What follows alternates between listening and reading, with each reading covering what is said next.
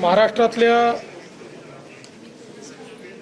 एकूण वेगवेगळ्या प्रकारे जी काही अतिवृष्टी चाललेली आहे, काही भागामध्ये पूरजन्य परिस्थिती आहे, मोठ्या प्रमाणात वारा जो आहे त्याचे देखील इव्हेंट्स होत आहेत। त्यामुळे दरड कोसळणं किंवा मोठ्या प्रमाणात वॉटर लॉगिंग होणं असेही अनेक प्रकार आपल्याला या ठिकाणी पाहायला मिळत आहेत। या संदर्भात आत्ताच आपला जो आपत्ती व्यवस्थापन कक्ष आहे या ठिकाणी राज्यातले सगळे प्रमुख अधिकारी आणि सर्व जिल्ह्यातले जिल्हाधिकारी, पोलीस प्रशासन, विभाग प्रशासन या सर्वांसोबत आम्ही चर्चा केलेली आहे। जी काही माहिती आहे ती माहिती त्यांना ऑलरेडी शेअर केली आहे। त्यानुसार त्यांनी काय प्लॅन तयार केलेले आहेत या संदर्भातली त्यांच्याकडनं माहिती जाणून घेतली आहे। त्यांच्या काही अडचणी असतील तर त्या समजून घेतलेल्या आहेत।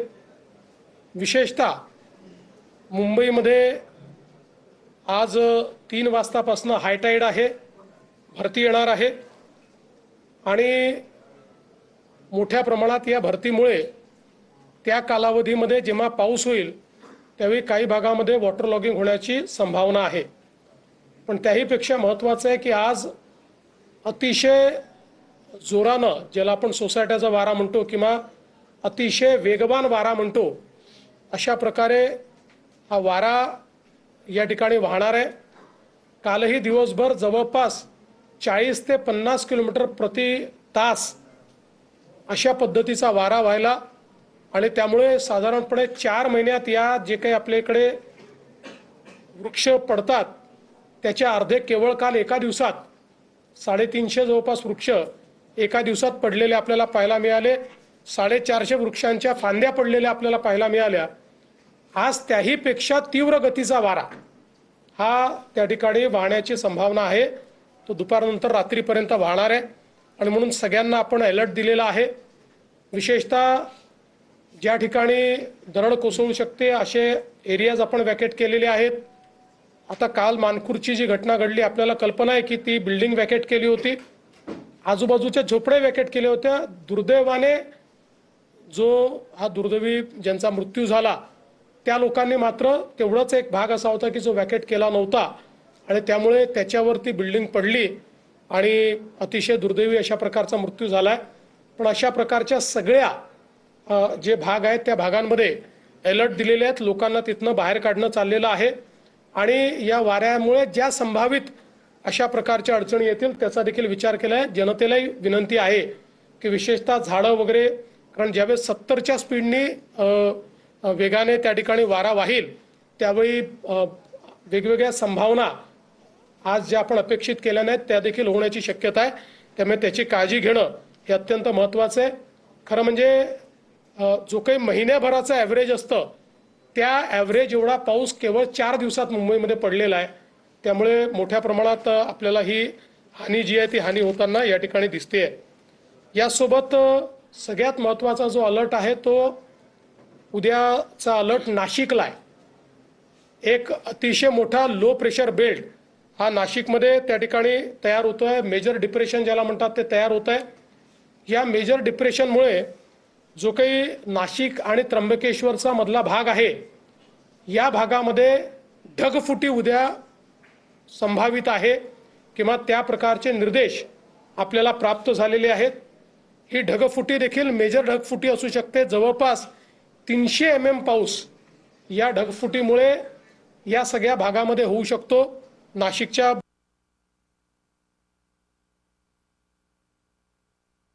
केलेली आहे, शाळांना सुट्टी देणं असेल किंवा जिथे पाणी साचू शकतं अशा भागात काम करणं असेल, नाशिक शहर असेल किंवा नाशिक जिल्हा असेल, जो ग्रामीणचा भाग आहे तो भाग असेल, या ठिकाणी वेगवेगळ्या प्रकारे अशा प्रकारच्या क्लाउड ब्रस्टमुळे जी परिस्थिती येऊ शकते त्याचं अँटिसिपेशन करून बऱ्याचशा उपाययोजना त्या ठिकाणी करण्यात आलेल्या आहेत। पण याच्यावर अतिशय करडी नजर ही आपल्याला ठेवावी लागेल, कारण हा एक मेजर इन्सिडेंस जो आहे तो या ठिकाणी आपल्याला संभावित आहे। मुळामध्ये 8 तारखेपर्यंत सातत्याने आपल्याला हे सगळे अलर्ट्स आहेत। आता विशेषतः आपण जर बघितलं तर गेल्या 4-5 दिवसांमध्ये पालघर जिल्हा हा अतिशय वर्स्ट अफेक्टेड अशा प्रकारचा जिल्हा आहे। वसई विरारचा भाग असेल, पालघर शहराचा भाग असेल, याच्यामध्ये खूप मोठ्या प्रमाणात पाणी जंपण्याच्या घटना या ठिकाणी झालेल्या आपल्याला पाहायला मिळत आहेत। त्या ठिकाणचे रस्ते बंद आहेत। विशेषतः रेल्वे ज्या आहेत, या रेल्वे आपल्याला ज्या गुजरातमध्ये येणाऱ्या रेल्वे आहेत त्या आधीच मध्ये रस्त्यात थांबलेल्या आहेत। तिथल्या लोकांना रेल्वेतनं काढून रोडच्या माध्यमातून आणण्याचा प्रयत्न चाललेला आहे। जो अहमदाबाद मुंबई नवीन त्या ठिकाणी हायवे आहे, त्या ठिकाणी काही भागांमध्ये मोठ्या प्रमाणात काम चालू असल्यामुळे पाणी साठलेलं आपल्याला पाहायला मिळतंय आणि तिथे रस्ता बंद झालेला आहे। तोही रस्ता रिकामा करण्याचं काम हे चाललेलं आहे। पालघर जिल्ह्यामध्ये 4:30 वाजता त्या ठिकाणी पुन्हा भरती आहे। पाऊस आता थांबलाय पण पुन्हा तो पाऊस सुरू होणार आहे। त्यामुळे हा जो भरतीचा इव्हेंट आहे हा देखील आपल्याला अतिशय त्याच्यावर नजर ठेवावी लागेल, कारण त्यामुळे पुन्हा पाणी साठण्याच्या घटना या त्या भागामध्ये मोठ्या प्रमाणात होताना दिसू शकतील। रायगडमध्ये खूप मोठ्या प्रमाणात पाऊस आहे। रायगडच्या सगळ्या आपल्या पश्चिमी घाटाच्या भागामध्ये मोठ्या प्रमाणात पाऊस आहे। आपल्याला कल्पना आहे की कालही महाबळेश्वरचा भाग असेल, लोणावळ्याचा सगळा भाग असेल, या भागामध्ये प्रचंड मोठा पाऊस म्हणजे ॲव्हरेज पेक्षा कितीतरी पट जास्त पाऊस हा आपल्याला झालेला पाहायला मिळाला। सावित्री नदीने धोक्याची पातळी ओलांडली आहे, पण सुदैवाने त्याचं डिसिल्टिंग झाल्यामुळे धोक्याची पातळी ओलांडल्यानंतरही अजून शहरांमध्ये पाणी शिरलेलं नाही किंवा ते आपण थांबवू शकलेलो आहोत, पण अजूनही त्याच्याकडे लक्ष आहे। काही नद्यांनी जवळपास 4 ज्या महत्त्वाच्या नद्या आहेत त्या 4 नद्यांनी धोक्याची पातळी ओलांडली आहे। त्यामुळे त्यातनं ज्या काही अडचणी आहेत त्या दूर करण्याच्या दृष्टीने मोठ्या प्रमाणात त्याच्याकडे लक्ष देणं हे चाललेलं आहे। आपल्याला कल्पना आहे की मुंबई गोवा हायवे जो आहे याच्यावर कशेडीला एक फार मोठा लँडस्लाइड त्या ठिकाणी काल रात्री झाला। जवळपास एक डोंगरच पूर्ण कोसळून तो खाली आला, पण आता तो सगळा मलबा जो आहे तो काढण्याचं काम चाललेलं आहे। आणि एकूण या अनप्रेसिडेंटेड अशा प्रकारच्या पावसामुळे आणि या सगळ्या परिस्थितीमुळे एकूण या हायवेवर 8 ठिकाणी अनपेक्षित अशा प्रकारच्या लँडस्लाइड झालेल्या आहेत। पण आता जवळजवळ सगळं क्लिअर करणं चाललेलं आहे। आता हायवे कसा सुरू करता येईल किंवा पूर्ण क्षमतेने कसा तो करता येईल याकडे एक मेजर लक्ष देणं चाललंय। मुंबई पुणे जो आपला आहे त्याच्यावर तर आपल्याला कल्पना आहेच। त्याही ठिकाणी मोठ्या प्रमाणात म्हणजे जवळपास 100 टन मलबा हा त्या ठिकाणी इतक्या मोठ्या प्रमाणात लँडस्लाइड झालेला आहे आणि अशा भागात झालाय की ज्या ठिकाणी साधारणपणे यापूर्वी कधी होत नाही अशा भागामध्ये हा लँडस्लाइड झालेला आपल्याला पाहायला मिळतोय। त्याच्यातलं जवळपास 70 टन मलबा हा काढून टाकण्यात आलेला आहे। आता पुण्याकडे जायचा जो मार्ग आहे त्याच्यावर 3 लेन सुरू आहेत, पण मुंबईकडे यायच्या मार्गावर एकच लेन चाललेली आहे। पण पुढच्या 1.5 तासामध्ये यातला बराचसा पार्ट रिस्टोर करायचा अशा पद्धतीनं काम चाललेलं आहे। शिवेंद्रराजे आपले जे मिनिस्टर आहेत ते देखील त्या ठिकाणी गेलेले आहेत आणि सगळ्या टीम ज्या आहेत त्या अत्यंत वेगानं त्या ठिकाणी काम करतायत। साताऱ्याचा जर आपण विचार केला तर साताऱ्यामध्ये घाटाच्या भागामध्ये आणि विशेषतः जो काही पश्चिमी घाट आहे त्या भागामध्ये मोठ्या प्रमाणात अतिवृष्टी झालेली आहे। तिथेही जे काही त्या ठिकाणी काळजी घ्यायची ती घेतली गेली आहे। कोल्हापूरमध्येही आता हळूहळू धोक्याच्या पातळीकडे त्या ठिकाणी पाण्याची वाटचाल चाललेली आहे। अजूनही लो लाईंग एरियाजमध्ये मोठ्या प्रमाणात पाणी शिरलेलं नाही, तिथे आपण लक्ष ठेवून आहोत आणि तिथे पुराचा धोका जो आहे तो होऊ नये अशा पद्धतीनं तिथला देखील प्रयत्न जो आहे तो चाललेला आहे। पालघर जिल्ह्यामध्ये एक छोटं धरण आहे, त्याच्यामध्ये काही भागामधनं त्या ठिकाणी त्याचं पिचिंग निघून गेलेलं आहे, त्यामुळे त्या धरणाला कदाचित धोका निर्माण होऊ शकतो। म्हणून तिथले जे खालची गावं आहेत तिथल्या काही लोकांना इव्हॅक्युएट करण्याचं काम चाललं आणि पॅरलली तिथे धोका निर्माण होऊ नये या दृष्टीनं जे काही इमर्जन्सी उपाय करता येतात ते उपाय दुरुस्तीचे ते करणं देखील मला असं वाटतं चाललेलं आहे। एकूणच 8 तारखेपर्यंत ही सगळी परिस्थिती जी आहे ही आपल्याला अत्यंत लक्ष देण्यासारखी आहे। वारी सुरू होते, वारीच्या निमित्तानेही खूप मोठ्या प्रमाणात अतिवृष्टीमुळे इंद्रायणीवरचे 4ही पूल जे आहेत हे पाण्याखाली चाललेले आहेत। त्यामुळे वारकऱ्यांना ही विनंती आहे, आता वारी 10 तारखेला पुण्यात पोहोचते आळंदी आणि देहूवरनं, तर ती वारी तर आपण तिथे आणू, पण वारकऱ्यांनी आता तिथे न जाता पुण्यामध्येच आलं पाहिजे, कारण तिथे जाणं हे धोक्याचं आहे. त्यामुळे सगळ्या वारकऱ्यांना ही विनंती आहे की मोठ्या प्रमाणात देहू आणि आळंदीला जमा न होता त्यांनी जर पुण्यामध्ये ते आले तर अधिक सोयीचं होईल, किंवा त्यातनं कुठलंही डिझास्टर होणार नाही. बाकी वारी करता ज्या काही व्यवस्था करायच्या आहेत त्या मोठ्या प्रमाणात केल्या आहेत. आता पावसाची परिस्थिती पाहून जास्तीत जास्त जर्मन हँगर्सच्या माध्यमातून वारकऱ्यांची व्यवस्था झाली पाहिजे आणि कुठेही त्रास होऊ नये या दृष्टीनं देखील जी काही व्यवस्था करायची ती राज्य शासनाने केलेली आहे. मला असं वाटतं की हे जे काही आपण अलर्ट्स सातत्याने या ठिकाणी देतो आहोत, ही आपली जी काही डिझास्टर मॅनेजमेंटची जी आपली इथला जो कक्ष आहे, हा कक्ष 24 तास या ठिकाणी काम करतोय. आपले ज्या सचिव आहेत, सचिव महोदया असतील, सगळी इथली टीम असेल, हे सातत्याने सगळ्या जिल्ह्यांची, सगळ्या विभागांची आणि अगदी गाव पातळीपर्यंतचे अलर्ट्स आपल्याकडे आहेत, ते गाव पातळीपर्यंत पोहोचवण्याचं काम हे या कक्षातनं होत आहे. सोबत बीएमसीचा कक्ष देखील त्याच पद्धतीनं काम करतो आहे. माझी सगळ्या नागरिकांना विनंती आहे की अनावश्यक प्रवास टाळावा.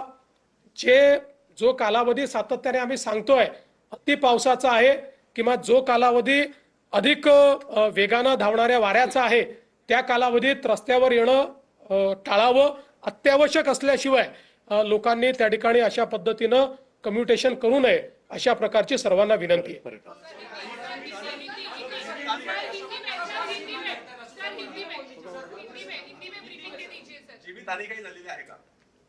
जीवितहानी काही प्रमाणात झालेली आहे.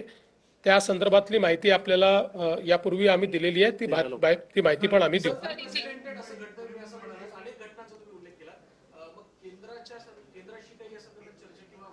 आता ती वेळ आलेली नाही. आता पहिल्यांदा आपल्याला जसं आपल्याकडे आता एनडीआरएफ आहे, आता उद्याच्या घटनांचा विचार करून किंवा 8 तारखेपर्यंतचा वल्नरेबल एरिया कुठला आहे त्याचा विचार करून एनडीआरएफ त्या भागांमध्ये हलवण्यात आलेली आहे.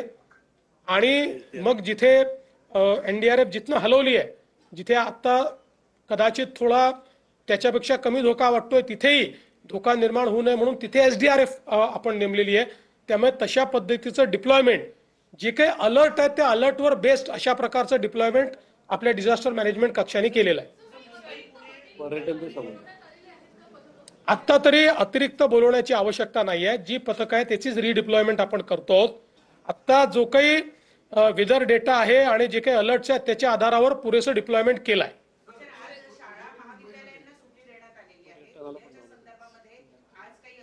उद्याच्या संदर्भात आज संध्याकाळपर्यंत आपण त्याचा निर्णय घेतो.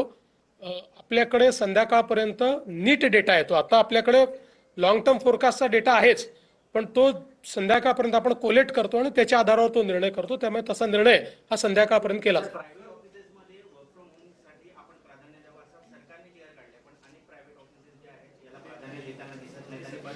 मला असं वाटतं की आपले जे काही कर्मचारी आहेत त्यांची जबाबदारी ही खासगी कार्यालयांनी स्वीकारली पाहिजे. आपल्या कर्मचाऱ्यांच्या जीविताची, त्यांच्या एकूण सगळ्या गोष्टींची जबाबदारी ही सगळ्या आस्थापनांची आहे आणि हा मानवतेचा धर्म आहे. याच्यामध्ये कायदा, याच्यामध्ये कुठलं तरी बळगा, याच्यामध्ये काही कोणाचा GR याही पेक्षा मानवतेच्या दृष्टिकोनातून ज्यावेळी अशा प्रकारचे आपण अलर्ट देतो त्यावेळी ही अपेक्षा आहे की त्यांनी देखील त्याला रिस्पॉन्ड केलं पाहिजे. त्यामुळे आम्ही हा प्रयत्न करू की सगळे त्याला रिस्पॉन्ड करतील.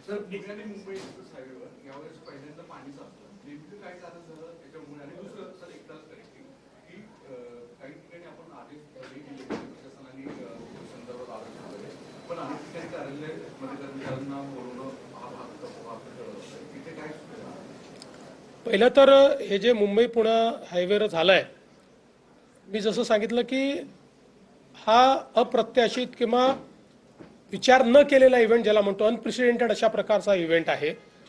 जवळपास त्या भागामध्ये जिथे हे लँडस्लाइड झाले त्या भागामध्ये ॲव्हरेजच्या 3 पट जास्त आणि अतिशय हाय इंटेन्सिटीने हा पाऊस झाला.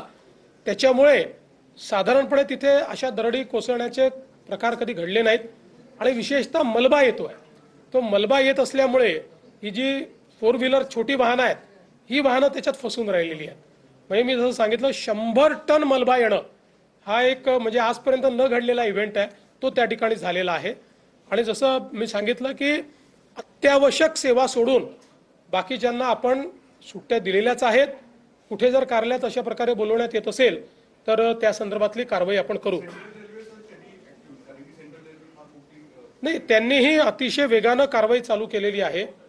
जवळपास मॅक्झिमम त्यांनी सेवा अबाधित राहील असा प्रयत्न केला, पण काही ठिकाणी अलर्ट्स यात आणि आता विशेषतः हाय टाईड म्हणजे भरतीचा जो भाग आहे त्यामुळे काही अलर्ट राहणं हे गरजेचं आहे.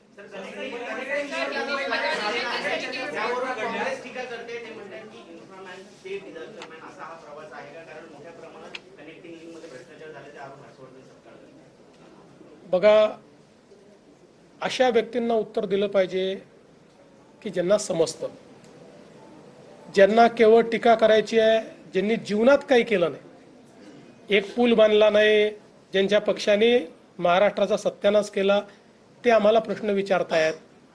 मी एवढंच सांगतो, आजही आपण जाऊन बघा, इंजिनिअरिंग मार्वल असलेल्या या कनेक्टिंग लिंकमध्ये बोगदा असेल, वायाडक्ट असेल, इतक्या प्रचंड परिस्थितीमध्येही त्या ठिकाणी कुठलंही डिझास्टर झालेलं नाही आहे. जे झालेलं आहे ते समोरच्या भागात दरड कोसळल्यामुळे त्या ठिकाणी झालेलं आहे. ज्यांना भ्रष्टाचार करण्याची सवय होती त्यांना मनातनं त्या ठिकाणी असं वाटतंय की यांच्या काळात का होत नाही, आणि म्हणून ते बेछूट अशा प्रकारचे आरोप करतात. अशा आरोपांना मला असं वाटतं की त्या ठिकाणी दुर्लक्षित केलं पाहिजे. हां, हे निश्चित आहे की जर काही एखादी चूक झाली असेल तर ती ठीक केली पाहिजे. पण मला खरं म्हणजे या ठिकाणी वाटतं की ज्या इंजिनियर्सनी, म्हणजे मला पुन्हा सांगायचं आहे, हर्षवर्धन सपकाळांच्या पक्षाने 2013 साली 13 कारणं लिहून कनेक्टिंग लिंक होऊ शकत नाही असं 13 कारणं लिहून त्यांच्या मुख्यमंत्र्यांनी फाईल बंद केली होती. पण महायुतीच्या सरकारने ती हिम्मत दाखवली आणि ती कनेक्टिंग लिंक तैयार केली है. आज अभी हमने डिजास्टर मैनेजमेंट जो हमारा कक्ष है, इसमें पूरे महाराष्ट्र की एक जो परिस्थिति है उस परिस्थिति का अवलोकन किया है. विशेष रूप से मुंबई जैसे शहर में बहुत जोरों से बारिश हुई है. मुंबई में जो एक महीने का एवरेज है, करीब करीब उतनी बारिश केवल 4 दिन में हुई है. और जब इतनी बारिश होती है और हाई टाइड आता है तो ऐसे समय बहुत बड़े पैमाने पर मुंबई में डिजास्टर की परिस्थिति निर्माण होती है.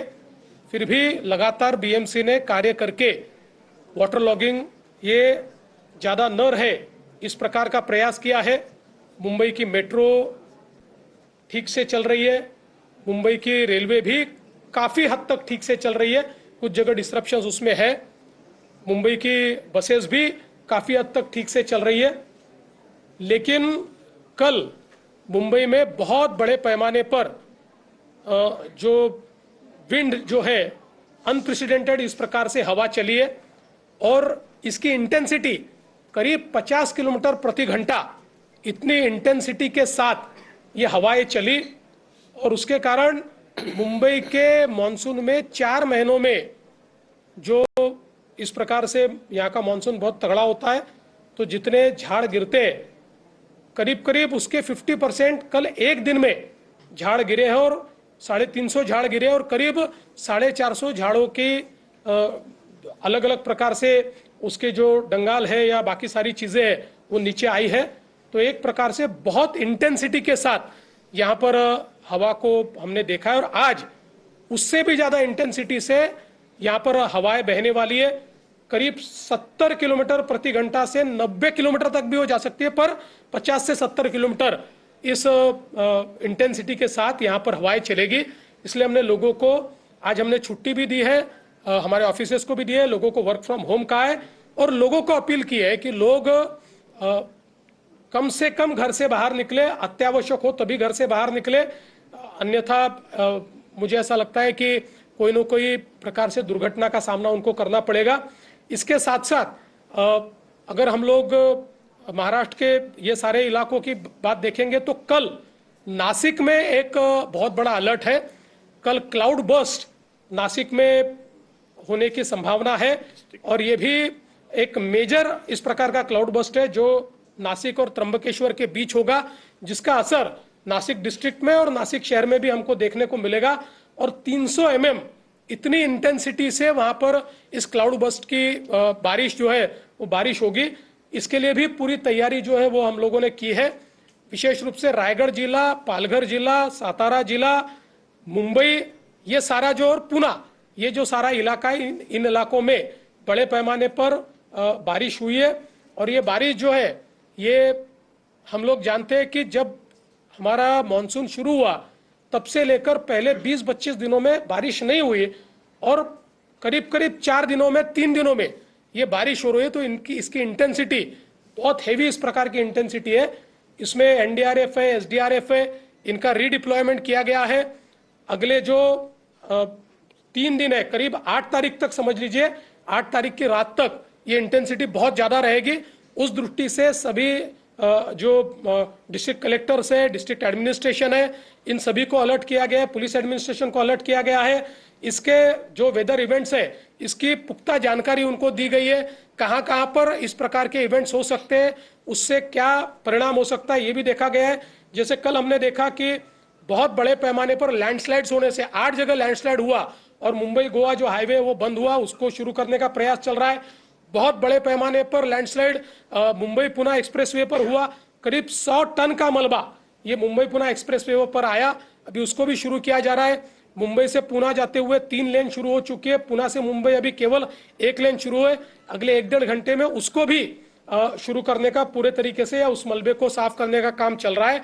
और कुल मिलाकर सारी परिस्थिति पर हम लोग नजर रखे हैं।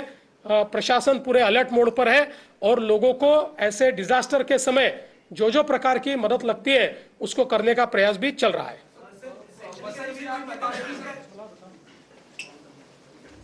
महायुती सरकारनं सर्व उपाययोजना केल्या आहेत, ज्यांनी राज्याची वाट लावली ते आम्हाला प्रश्न विचारतात असं फडणवीस म्हणाले। ज्यांना समजतं त्यांना उत्तर द्यावं असंही फडणवीसांनी म्हटलेलं आहे। एनडीआरएफ, एसडीआरएफची पथकं तैनात करण्यात आलेली आहे असंही फडणवीसांनी सांगितलं। नागरिकांनी अनावश्यक प्रवास टाळायला हवा असं आवाहन मुख्यमंत्र्यांनी केलेलं आहे। 8 तारखेपर्यंत अलर्ट देण्यात